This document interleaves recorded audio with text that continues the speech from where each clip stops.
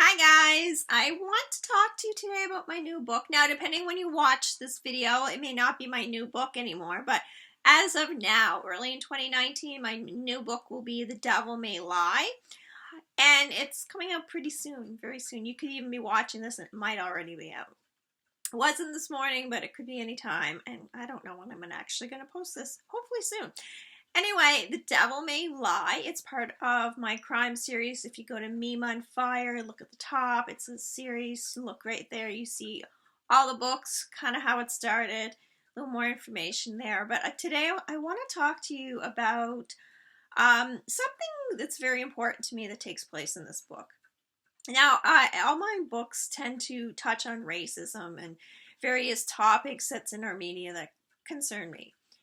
This particular one, there's something that happens about halfway through, something very tragic, and it takes place in an indigenous community. And the government sort of neglects these people, which is not a new story. It happens, right? We've seen water crises where they don't have clean drinking water in these areas. Various things, women and children in indigenous communities go missing, are murdered, and so on.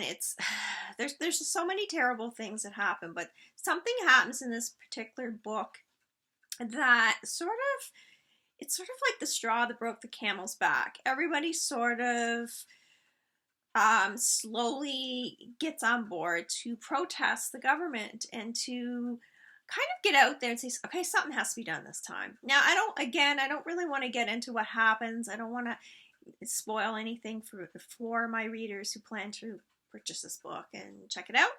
I will just say it's something terrible, very terrible. It was very hard to write, and it was probably one of the hardest things I ever wrote. It was hard to reread every time I did my edits. It was very difficult, but it sort of changes the tone of the entire book. Before that, it's like I say, it's kind of like all the books in this series, but this particular chapter sort of changes the sort of feel of the book, and it kind of brings to light not only what happens in this particular community, not just with indigenous people, but also with a lot of people who sort of feel like they're ignored, like they're not represented by the government, like they are forgotten. I think actually I use that term, the people who feel like the forgotten Canadians, the people who are poor, the people living in poverty, people who are at a disadvantage. And this is, to me, very important. I think that we're seeing more and more people fall into this category. And this is something I really had to bring into my book for that reason. I hope it inspires some people, and I hope it makes people think a little bit about what is going on around them and start paying attention. And as I said, racism is also brought up in this book. This is a topic that I bring up a lot because I feel like it's a very big concern. I feel like it's getting worse.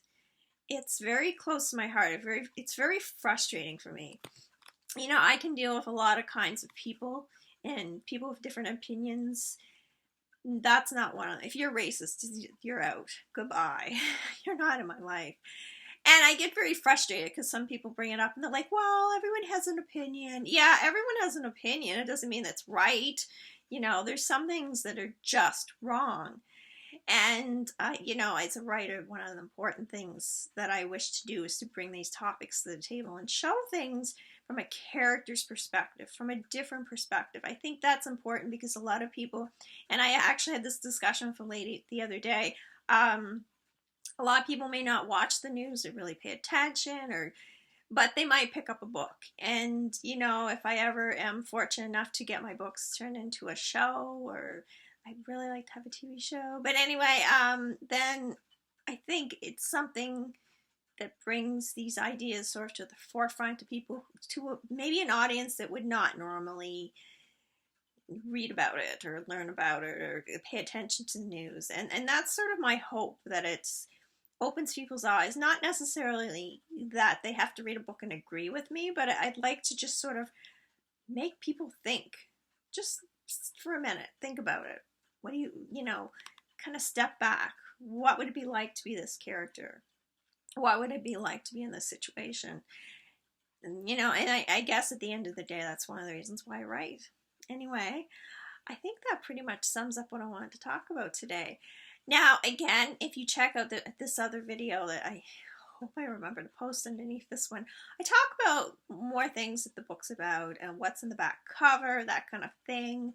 Of course, go to Mima on Fire to learn more. Like this video if you actually do like it. Don't like it if you don't like it, but if you like it, like it. Anyway, and subscribe, hit the bell, all that's good stuff. And I'll have some more videos for you in the future. Have a great day, guys.